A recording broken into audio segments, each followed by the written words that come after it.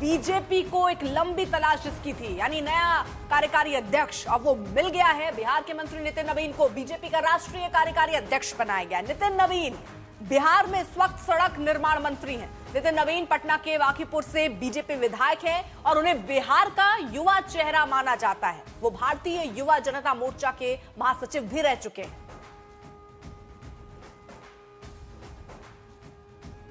बस पार्टी के कार्यकर्ताओं का परिश्रम है और मैं तो मानता हूं कि कार्यकर्ता के रूप में काम करने से पार्टी के वरिष्ठ नेता हमेशा आपको ध्यान देते हैं और मैं तो इसके लिए बस पार्टी के नेताओं के साथ और उनके साथ जो आशीर्वाद मिला है उसको आगे काम करेंगे।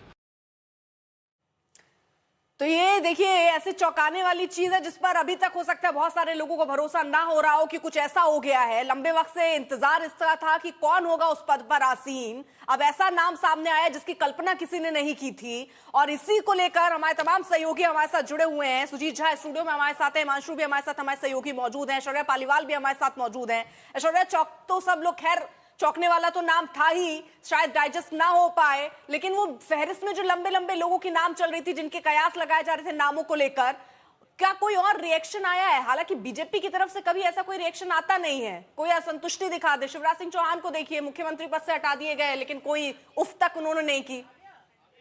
देखिए अर्पिता, एक चीज़ बहुत साफ है, भारतीय जनता पार्टी का ये मानना है कि सबसे पहले तो आपको काम करना होगा, आपको अपनी वर्थ बतानी होगी। आपको अगर ऐसा लगे कि आपका पैराशूट लैंडिंग हो जाएगी तो ये भारतीय जनता पार्टी में नहीं होता है। और अगर नितिन नवीन की बात करें तो लगभग पिछले 20 सालों से चुनाव जीतते हुए आ रहे हैं। 2006 में बाई इलेक्शन था, उसको जीता, 2010 का चुनाव जीता, 15 का जीता, 20 का जीता और इस बार 2025 का जो हाल ही में जो बिहार का चुनाव हुआ था उसके अंदर भी लगभग 80,000 वोटों से भारी बहुमत से उन्होंने चुनाव जीता। उनके पिताजी भी एमएलए रह चुके, वो भी उस समय में जब आरजेडी का डंका बजता था बिहार में। तो कहीं ना कहीं एक ऐसे शख्स को आगे लेके भारतीय जनता पार्टी आई है जो भारतीय जनता पार्टी को समझता है, चुनाव किस तरीके से लड़ना है, किस तरीके से जीतना है, ये इनको बखूबी आता है। और आपको संगठन में काम करना होगा, संगठन को समझना होगा, ये सब चीजें बहुत basic parameters Bharatiya Janata party के रहे हैं।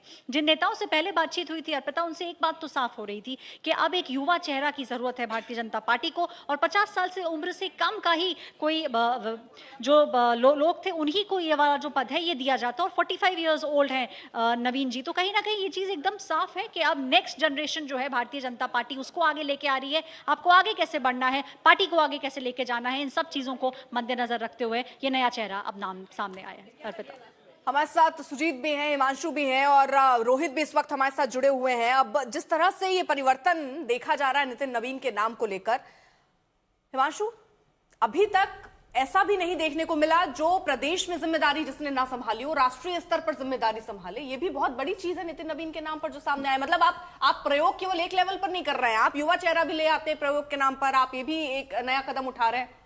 हाँ देखिए, दो चीजें आपने कहा कि राष्ट्रीय लेवल पर, हाँ ये सही है कि वो प्रदेश अध्यक्ष नहीं रहे, लेकिन युवा मोर्चा में उन्होंने महासचिव के तौर पर काम किया। उसके बाद फिर वो युवा मोर्चा में लंबा एक उनके पास एक्सपीरियंस है।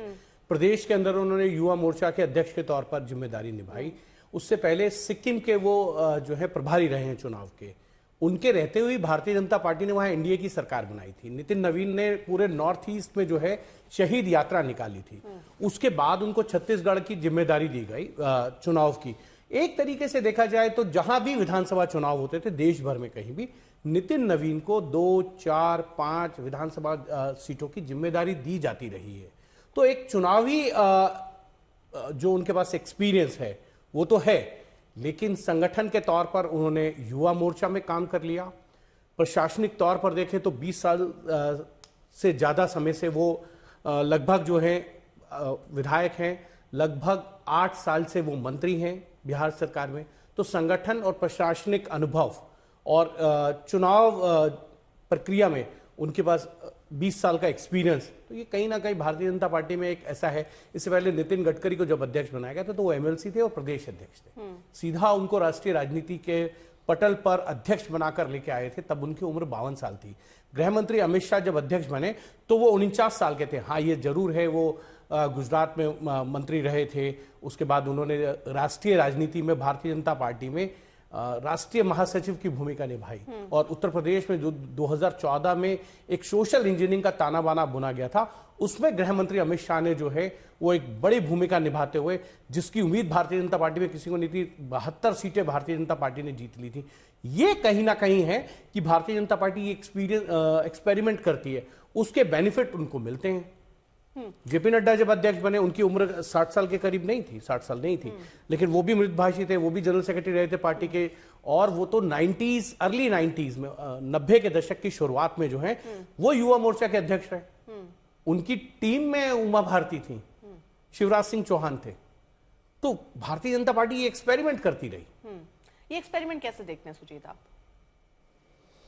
देखिए, एक्सपेरिमेंट तो एक्सपेरिमेंट होता है, सफल कितना होता है ये देखना होगा। लेकिन मुझे लगता है कि बीजेपी ने अब तक जो भी प्रयोग किए हैं, खासतौर पर राज्यों में नए नए चेहरे लाना, मुख्यमंत्री बनाना, तो अभी तक तो ठीक ही चल रहा है। और ये इनको जो मिला है, मुझे लगता है कि नितिन नवीन को इनकी मेहनत की वजह से और एक डेडिकेशन, जो निष्ठा एक हम कह सकते हैं पार्टी के प्रति, वो देखते हुए मुझे लगता है कि वरिष्ठ नेताओं ने इन पर अपना भरोसा जताया होगा, क्योंकि इनको जो भी काम दिया जाता है उस काम को वो पूरी तत्परता से करते हैं। इस बात का मतलब मैसेज जो है वो हर जगह है, वो सरकार में भी है। ये बात मुख्यमंत्री नीतीश कुमार भी अच्छी तरह से जानते हैं और उनके बीजेपी के जो वरिष्ठ नेता हैं वो भी अच्छी तरीके से जानते हैं। तो मुझे लगता है कि आने वाले समय को देखते हुए एक तरह से ये प्रयोग बीजेपी ने किया है कि लंबे समय तक, देखिए इतने युवा, सबसे युवा राष्ट्रीय अध्यक्ष बनाया गया है।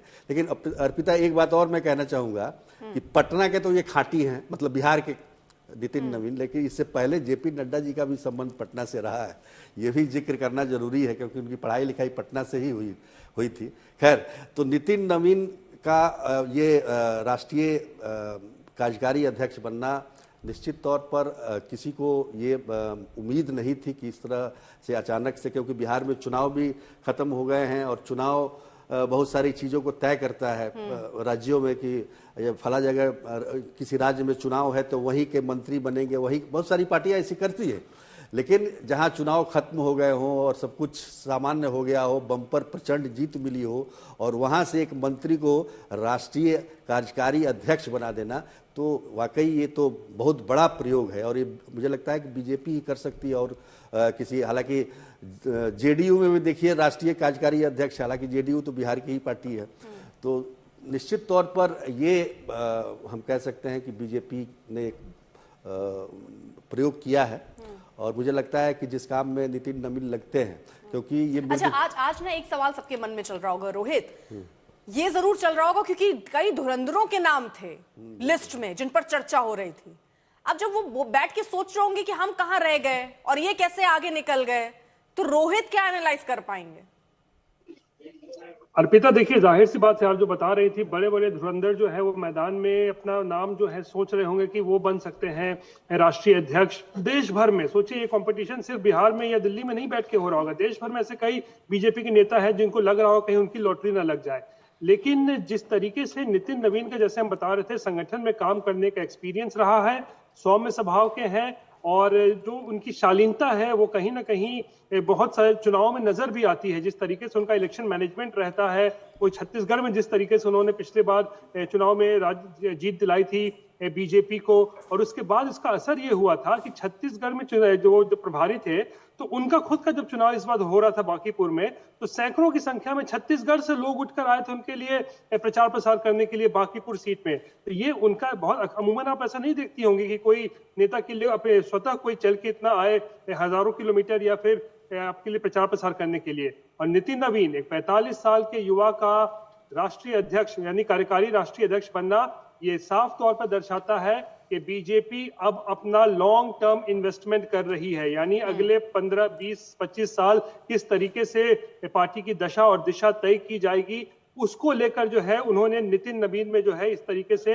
इन्वेस्टमेंट किया है। और इतनी बड़ी जिम्मेदारी सौंपी है, वो भी कब सौंपी है, जब बंगाल का चुनाव है, तमिलनाडु है, आसाम है, और उसके बाद 27 में सबसे बड़ा उत्तर प्रदेश का चुनाव है। तो ऐसे मौके पर इतनी बड़ी जिम्मेदारी देना, ये बात दर्शाता है कि नितिन नवीन के ऊपर पार्टी के जो टॉप 2 हैं, प्रधानमंत्री और अमित शाह, उनका कितना भरोसा है, उनके ऑर्गेनाइजेशनल स्किल्स पर भरोसा है, और इसीलिए इतने अहम वक्त में इतनी बड़ी जिम्मेदारी नितिन नवीन के कंधों पर डाली गई है। अर्पिता, ठीक है, अब कुछ रिएक्शंस भी आ रहे हैं, जरा वो जल्दी से सुनवा देते हैं।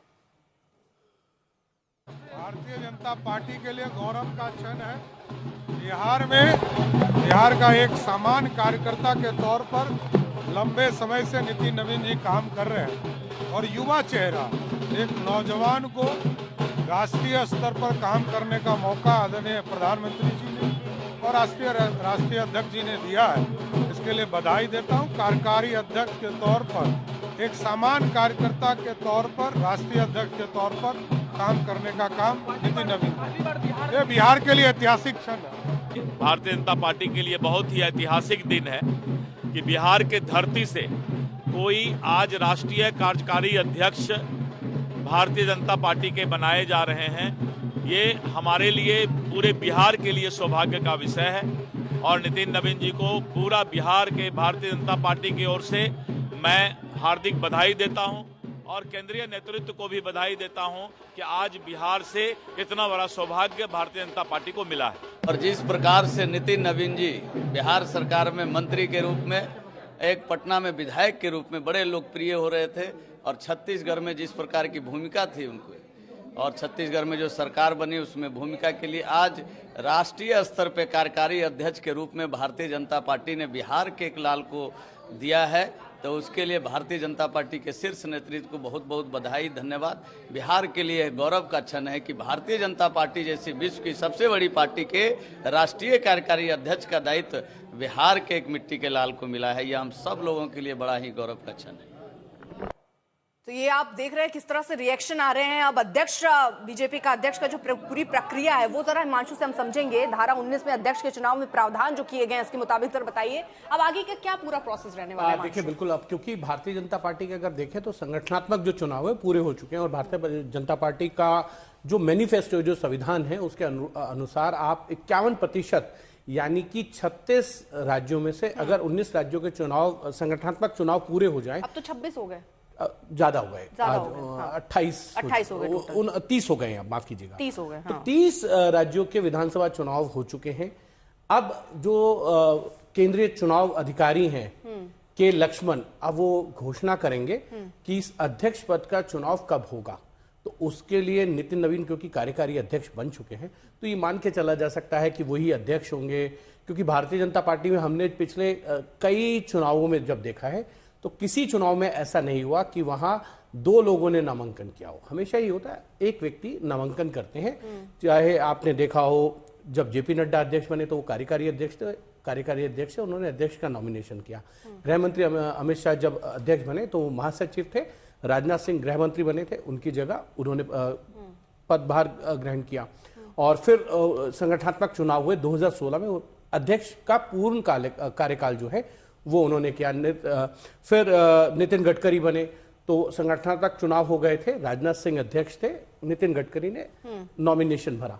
उनसे पहले राजनाथ सिंह, लालकृष्ण, तमाम लोगों ने, लेकिन 2 से ज्यादा नहीं। तो जब नॉमिनेशन प्रक्रिया पूरी हो जाएगी और नामांकन हो जाएगा तो राष्ट्रीय अध्यक्ष के तौर पर वो अपनी जिम्मेदारी संभालेंगे। तो सबसे पहला उनके पास रहेगा कि अपनी टीम को चुनना, यानी कि जो राष्ट्रीय अध्यक्ष की जो टीम होगी जिसमें उपाध्यक्ष, उसमें राष्ट्रीय महासचिव, सचिव, कोषाध्यक्ष और अलग अलग सेल के लोगों को चुनना। लेकिन उसमें 4 कैटेगरीज मेन होती है, राष्ट्रीय उपाध्यक्ष, ट्रेजरर, महासचिव, सचिव, ये है।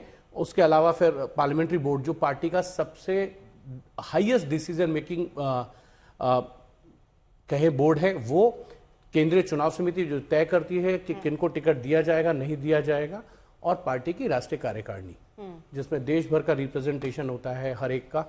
और क्योंकि जब वो अध्यक्ष चुने जाएंगे तो उसमें एक प्रोविजन है, जिस प्रोविजन का आप जिक्र कर रही थी, 5 राज्यों से अलग अलग पार्टी के जो राष्ट्रीय परिषद के सदस्य हैं 20-20 वो उनके प्रस्तावक बन सकते हैं। तो मैं जो अभी आपसे कुछ देर पहले जब हम जिक्र कर रहे थे यूपी क्यों करना जरूरी था? क्योंकि प्रधानमंत्री नरेंद्र मोदी वहां से पार्टी के राष्ट्रीय परिषद के सदस्य बन के आए हैं। जब तक वो नहीं बनते तो प्रस्तावक नहीं बन सकते। अब देखिए यहाँ एक चीज और है जो दिलचस्प है। बीजेपी की स्थापना हुई 6 अप्रैल 1980, नितिन नवीन का जन्म हुआ 23 मई 1980 और पार्टी और अध्यक्ष दोनों 45 साल के।